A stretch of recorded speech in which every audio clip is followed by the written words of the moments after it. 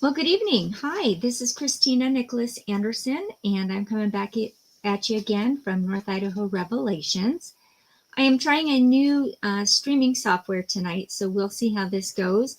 Hopefully, it'll go a little bit better, but we're in this together. So, you'll see I have a PowerPoint up. I'm hoping it'll go automatically, but if it doesn't, I'll be trying to operate that tonight as we go as well. So feel free to make comments as we go, or we'll see how this thing works out. Anyways, tonight's episode is on Darcey Smith. It's titled, Who is Darcey Smith? I have created yet another script for it, and I've done that so that I don't forget the important parts, all of which are important, but to make sure that I communicate the things I'd like to communicate tonight. Again, know that I've written all my own scripts, and it's to make sure that I keep things fact-based, as I've committed to do. Tonight, I'm going to break that rule just a little bit. You will sense a little bit of opinion in here, and so I just want to make that disclaimer ahead of time. But ultimately, we're going to be doing a fact-based research study over this next several episodes. Tonight, I'd just like you to get a feel for who Darcey Smith is, for those of you that don't already know her. Those of you that do, I'm sure will find this to be an agreeable statement on tonight's episode. So to get started, why are we making the documentary? It's so that we can go through this research and these police reports and everything together and see if we come to the same conclusion as law enforcement did, or if it's a different conclusion. So let's get the facts out about our community member, Darcey Smith, who was very well liked and I would even say loved by many in the community. Yet on October 31st, 2022, her life ended very unexpectedly. Law enforcement ruled it a suicide almost immediately after a very hasty and poorly investigated conclusion. Therefore, the purposes of this documentary and the series that will follow this initial episode will present the facts and surrounding backstories to allow you, the viewers, to decipher for yourself what the truth is of what happened to Darcey Smith. Once that is out and discovered, once and for all, perhaps justice will prevail and Darcey may finally rest in peace.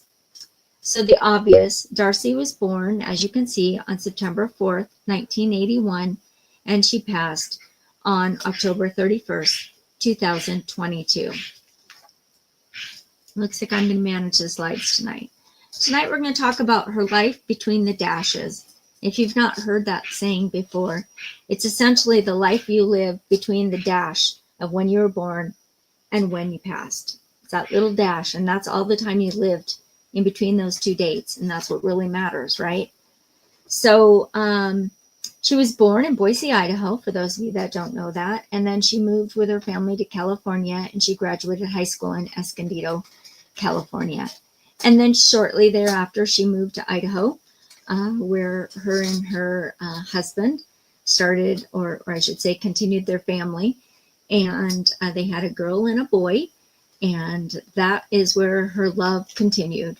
Darcey loved her family more than anything, and that you will see is where this story really continues. I'm not going to use her family's names or images of her children out of their privacy and respect. I'd say they've been through enough. So moving on here. As I said, for her, family really was the single most important thing in her world. And I'm going to go ahead and go through that. She was one of three children. She has an older brother who was about 3.5 years older than her. And then she's a twin. And she always called her sister her womb mate. And so the love of those two in all of her family, but especially having a twin, if you have a twin or know people who are twins, that's a pretty immeasurable love that goes on there. She had a career starting with Bonner County, working in the commissioner's office for 3 commissioners. She was very well liked there, and eventually was recruited to be the manager, or the director, I should say, at the Bonner County Fairgrounds. That was her calling. She was a lady who loved crafts and all things fair, animals, creating, doing, getting out in the community. That was her jam. So that was her happy place, until obviously it wasn't. She loved playfully and out loud. Her enthusiasm for the fair was so infectious and so obvious. She was the kind of person who was always making things for the fair, and not as an exhibitor, but to make everything around the fair feel like the fair all the time.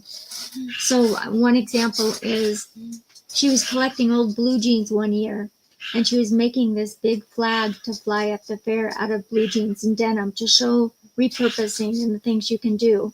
It was kind of fun. That year I scoured through my and my husband's wardrobes and found a bunch of pairs of jeans and sent them up to her. So it just kind of gives you an idea that she was a doer. She was not a seer. She was definitely a doer. So picking up from there, simply put, she is somebody who would work 14 or 16-hour days. It was not unheard of for her to spend the night in her office with her dog, usually. Made her feel safer. If you ever visited the fair office, you know that she loved all things cow print, unicorns, orange. Halloween was her thing. She loved Halloween. She planned all year long for Halloween. She would go out and collect things and prepare for Halloween. She volunteered in her community, Girl Scouts. She was huge Girl Scouts. Helping, well, all the scouts, helping her kids through the scouts programs and delivering cookies and doing all the cookie things, and just all the things she would do for the kiddos. She was always, whether it be doing stuff so she can be involved with her daughter or her son's wrestling or football or whatever sports he was in at the time, that's where she wanted to be. From field trips to crafting to sewing masks for people in the community, going on adventures with the for the fair and learning and helping present at those things. She was a presenter, an educator, and a learner all at once. Doing volunteerism did not end there. As I mentioned, in 2020, she was busy making masks for all the community members. In fact, my husband and my family were able to get masks from her that year. She was just making them for everybody. And that year, she actually took all the masks down to the food bank to make sure that they had them to pass out to people. So she was really outdoing. And when she couldn't do it, she would stock up the food bank. It's reported that she also took hats to the food bank in the winter, and in making sure that the youth and the adults all had warm hats for winter months, cold months. And she would do it every year, apparently, and just make sure that they all had warm hats. She'd sometimes get colorful hair. That was something she always would kind of have fun with, and we'd reminisce about that. But one of her all-time ways of expressing herself was through her fingernails. Every few weeks, she'd get something different on there, and she'd come and tout and share how excited she was. And she'd show us, instead of the season or the holiday, one time she showed up with Blue's Clues. She thought that was kind of fun, or trolls, or popsicles, or Santa's at Christmas, or whatever it was. It was always something for the holiday or the season or whatever she was into at that time. It's kind of fun to see her excitement. She truly was a woman of all hats, literally and figuratively. If you knew her, you knew that she had been recently diagnosed with diabetes, which she struggled with. But she was learning to accept it. She was learning to embrace it. And she was sporting her, I don't know the technical term, but the diabetic patch, we'll say. And she was becoming accustomed to the fact that that was something she would be wearing.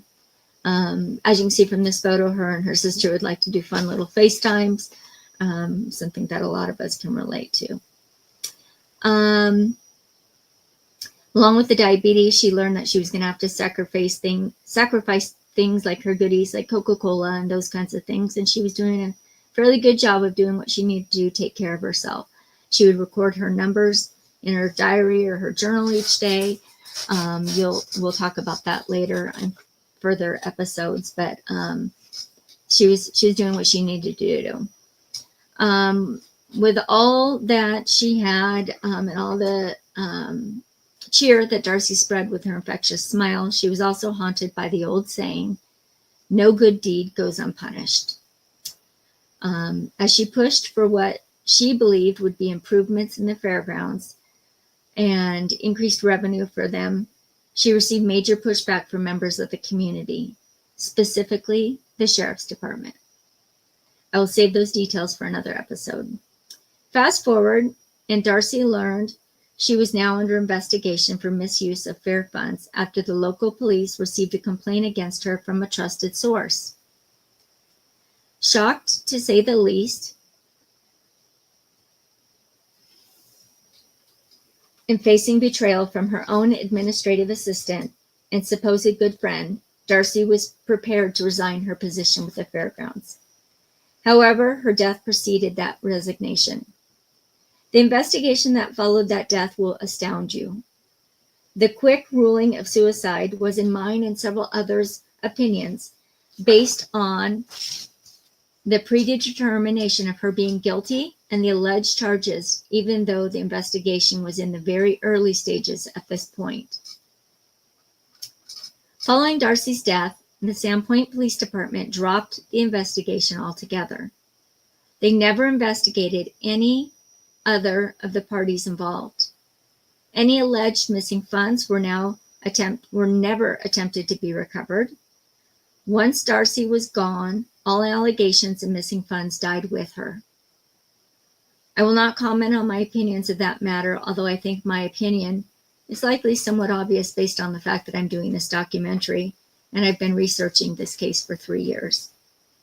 I will be presenting you with all the police records, investigations, audits, and recordings that I possibly can.